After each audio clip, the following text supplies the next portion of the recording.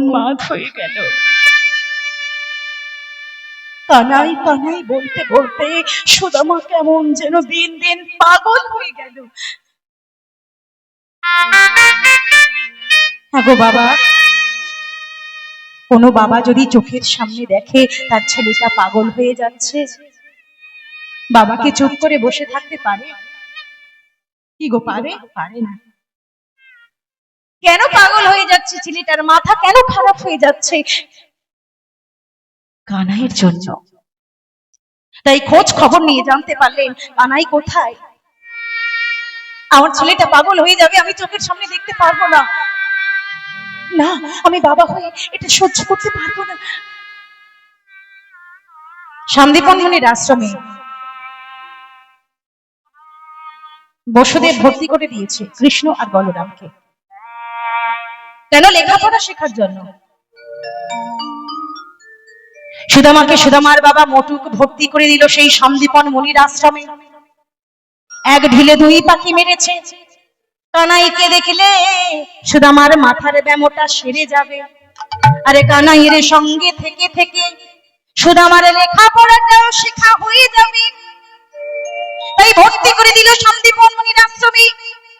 কৃষ্ণ শিখছে 64 কলা বিদ্যা, বলরাম শিখছে ধনুর্বিদ্যা, আর সুদামা শিখছে বেদ বিদ্যা।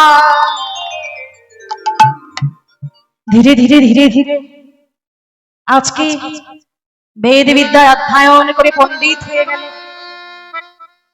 তিনজনের লেখাপড়া হয়ে গেছে, সম্পূর্ণ হয়ে গেছে।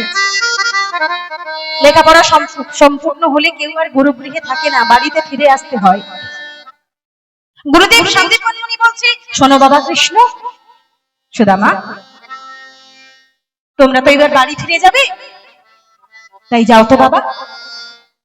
ওই যে জঙ্গলটা দেখছো, ওই জঙ্গলে মা কালীর একটা মন্দির আছে, মা যোগমায়া, যা মা মহামায়া। যাও, তোমরা তো ফিরে যাবে, একটু মায়ের আশীর্বাদ নিয়ে এসো, যাতে তোমাদের বন্ধুত্ব চির অটুট থাকে। প্রণাম জানালেন মহামায়াকে। প্রণাম জানিয়ে কৃষ্ণ, বলরাম আর সুদামা যার যার বাড়িতে চলে গেল। যার যার বাড়িতে চলে গেল। ছেলে বড় হয়েছে, সুদামা বড় হয়েছে চোখের উপরে, ছেলেকে বিয়ে দিতে হবে। আচ্ছা, ছেলে মেয়ে বড় হলে মাথার উপরে চিন্তা হয়তো, হয়তো চিন্তা, বিয়ে দিতে হবে। তাই ঘটক মশাই দ্বারা একটা পাত্রী ঠিক করলেন। পাত্রী নির্বাচন। পাত্রীর নাম কি? সুশীলা। ওই সুশীলা বলে মেয়েটির সঙ্গে সুদামার বিবাহ সম্পূর্ণ হচ্ছে। আজকে সবাই এসেছে, আত্মীয় বন্ধু বান্ধব পাড়া প্রতিবেশী সবাই এসেছে বিয়ে বাড়িতে। কে গো মায়েরা, বিয়ে বাড়িতে এলে কি দিতে হয় গো? জানো না? কোনোদিন বিয়ে বাড়ি যাওনি না? বিয়ে বাড়ি গেলে কি দেয়? উপহার দেয়, গিফট দেয় না গো। যেটা না হলে বিয়ে বাড়ি বলে মনে হয় না। শঙ্খধ্বনি আর উলুধ্বনি, উলুধ্বনি করো সবাই। আজকে বর আসছে, হই হই করে সখীরা বরকে আনতে যাচ্ছে। সুশীলা, আরে তোর বর এসেছে, বর এসেছে, বর এসেছে। সবাই মিলে ছুটে গিয়ে বর দেখতে যাচ্ছে। কেউ কেউ বর দেখে এসে সখীর কাছে বলছে, হ্যাঁ রে সখী, সখী রে তোর বর এলো রে। কি গো, বিয়ে বাড়িতে আনন্দ হয় তো? আজকে হবে, চলো সবাই মিলে আনন্দ করি। সখী রে তোর বর এলো রে। আচ্ছা, তোমরা শিবের মাথায় জল ঢেলেছো? কি গো, ঢালুনি? গোটা শ্রাবণ মাস চলে গেল, বাবার ঠান্ডা লেগে নিউমোনিয়া হয়ে গেল। এত জল ঢালা, এত জল ঢালা, তোমরা ঢালোনি? ঢেলেছো? হ্যাঁ। কি গো মায়েরা, তোমরা যারা বিয়ে যাদের হয়েছে, যারা সংসারে মা, হ্যাঁ গো, ওই জল ঢেলে শিবের মতো বর পেয়েছো না নন্দী ভেঙ্গির মতো বর পেয়েছো? কি গো, জল ঢালে কিসের জন্য? ভালো বর পাবে বলে তো। তা শিবের মতো বর হয়েছে না নন্দী ভেঙ্গির মতো হয়েছে? বলে সে কথা আর এই 5 জনের মাঝখানে বলবো? লজ্জায় মাথা কাটা যাবে না। ঠিক আছে, আজকে সখী সুশীলার বর কেমন হয়েছে দেখি। সখী ঘুরে তোর বর এলো রে, উলুধ্বনি সখীরে তোর মনে লোধে টোপর মাথায় দিয়া সখীরে তোর মারিয়ে লোনে সখীরে তোর মারিয়ে লোনে টোপর মাথায় দিয়া হলো টোপর মাথায় দিয়া সখীরে তোর মনে লোধে সখীরে তোর মনে লোধে টোপর মাথায় দিয়া টোপর মাথায় দিয়া সখীরে তোর মারিয়ে লোনে সখীরে তোর মারিয়ে লোনে টোপর মাথায় দিয়া টোপর মাথায় দিয়া আরে আরে আরে এত সুন্দর বর পেয়েছিস আরে একটু রহস্যটা বলে জানা কোন দেবতার করলি পূজা সুশীলা আমাদের একটু বল কোন দেবতার করলি পূজা ও তুই পেলি এমন বর সেই দেবতার করব পূজা সেই দেবতার করব পূজা পাবো এমন বর পাবো এমন বর সখীরে তোর মারিয়ে লোনে সখীরে তোর মারিয়ে লোনে টোপর মাথায় দিয়া টোপর মাথায় দিয়া সখীরে তোর মারিয়ে লোনে সখীরে তোর মারিয়ে লোনে টোপর মাথায় দিয়া টোপর মাথায় দিয়া সখীরে তোর মনে লোনে সখীরে তোর মনে লোনে টোপর মাথায় দিয়া টোপর মাথায় দিয়া টোপর মাথায় দিয়া সখী টোপর মাথায় দিয়া টোপর মাথায় দিয়া সখী টোপর মাথায় টোপর মাথায় দিয়া সখী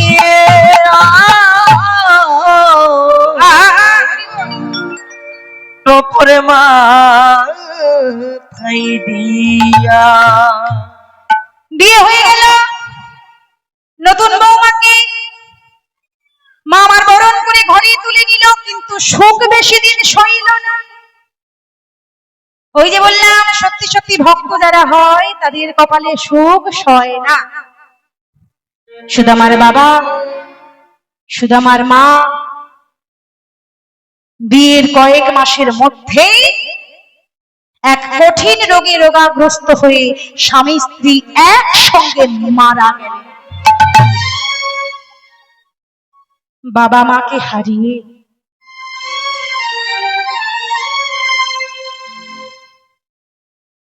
ভক্তমণ্ডলী মায়েরা তোমাদের বাবা মা আছে আছে যাদের যাদের বাবা মা আছে আজকে একটা হয়তো কথাটা অনেকের গায়ে লাগতে পারে কিন্তু এই কথাটা কিন্তু বাস্তব সত্য না বললে আমারও অপরাধ এই যে এত কীর্তন চলছে এত হরিনাম চলছে আচ্ছা মানুষের লাভটা কি হচ্ছে বাবা এই যে রাত জেগে এত হরিনাম শুনছি এত কীর্তন শুনছি লাভের লাভ কি হচ্ছে এখানে 3 ঘন্টা 4 ঘন্টা গান শুনছি বাড়িতে চলে যাচ্ছি আবার যার ব্যবহার ঠিক সেই রূপে ফিরে আসছে তাহলে এত হাজার হাজার টাকা খরচা করে প্যান্ডেল মাইক জেনারেটর এত আলোকসজ্জা এত কিছু কি লাভ হচ্ছে যদি মানুষের হৃদয়ের চেতনা না জাগলো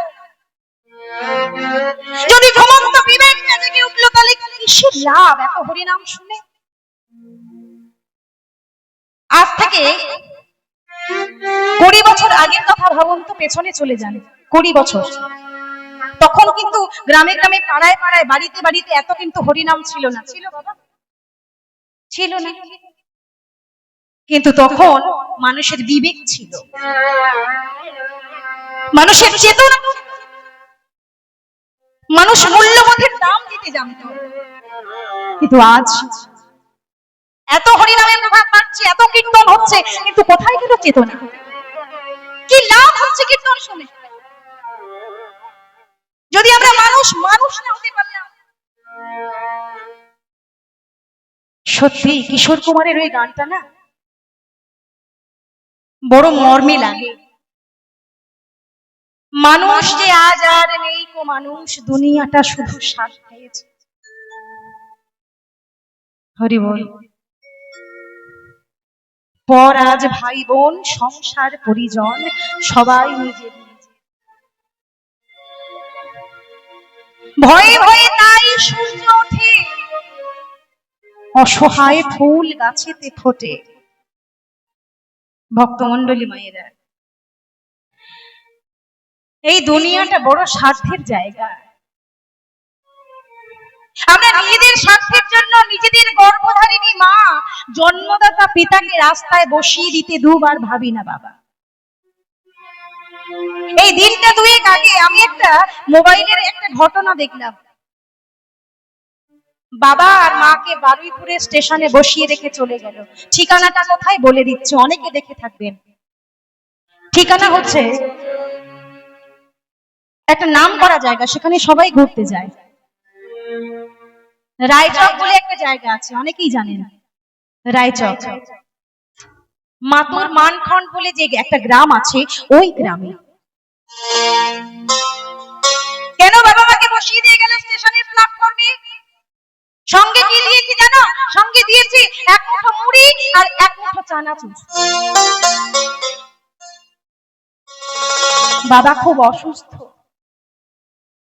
বাবা খুব অসুস্থ।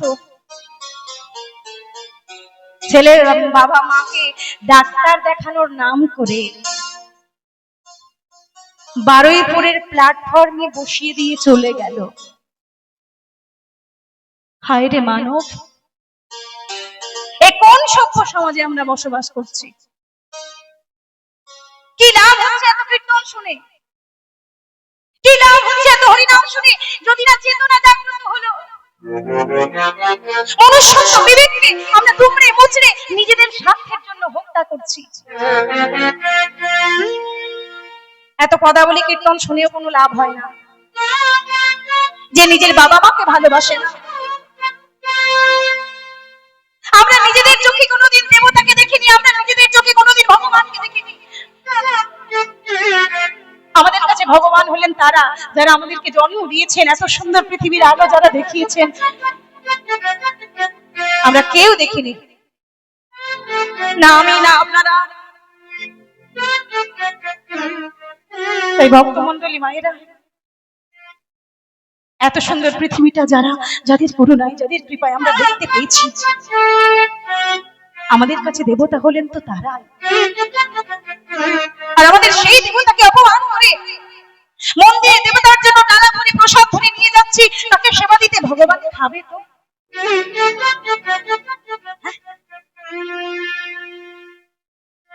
হায় রে মানুষ,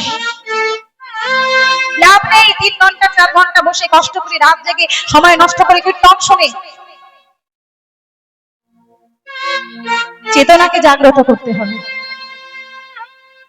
ধীরে ঘুমিয়ে পড়েছে,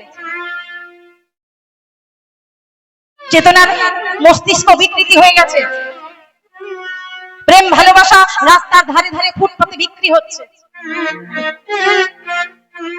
মূল্যবোধ টাকার অভাবে না খেতে পেয়ে মরে যাচ্ছে। তাই ভক্তমণ্ডলী মায়েরা, আপনাদের কাছে করজোড়ে নিবেদন, আমরা কোনোদিন চোখে আমাদের ভগবানকে দেখিনি। যে ভগবানের বিগ্রহকে আমরা পূজা করছি, বলুন তো সত্যিকারের বুকে হাত দিয়ে সেই ভগবানকে স্বচক্ষে কেউ আপনারা দেখেছেন? দেখিনি। না আমি, না আপনারা কেউ। কিন্তু যে রক্ত মাংসে গড়া দেবতাকে আমরা দেখেছি, তারা হলেন আমাদের পিতা মাতা। তারা মাথা কাম পায়ে ফেলে রক্ত জল করে 2 পয়সা সঞ্চয় করে একটা সন্তানের মুখে অন্ন তুলে দেয়। বাবা মায়ের থেকে বড় দেবতা আর এই পৃথিবীতে কেউ নেই। তাই বাবা মায়ের চরণ যারা সেবা করে, তারা স্বর্গকে খুঁজে পায়। আর বাবা মাকে যারা অবহেলা করে, শিশুকালে যে বাবা মা নিজের মুখের গ্রাসটুকু সন্তানের মুখে তুলে দেয়, সেই সন্তান বড় হয়ে যখন বাবা মায়ের মুখে অন্ন কেড়ে নেয়, সে নরকে গিয়েও ঠাঁই পায় না। হরি বল। তাই কীর্তন শুনুন, কিন্তু চেতনাকে জাগ্রত করুন, মূল্যবোধকে জাগিয়ে তুলুন। প্রেম ভালোবাসা মায়া মমতা বিলীন হয়ে যাচ্ছে পৃথিবী থেকে, তাদেরকে ধরে রাখুন। সুদামা বাবা মাকে হারিয়ে উন্মাদ হয়ে গেল।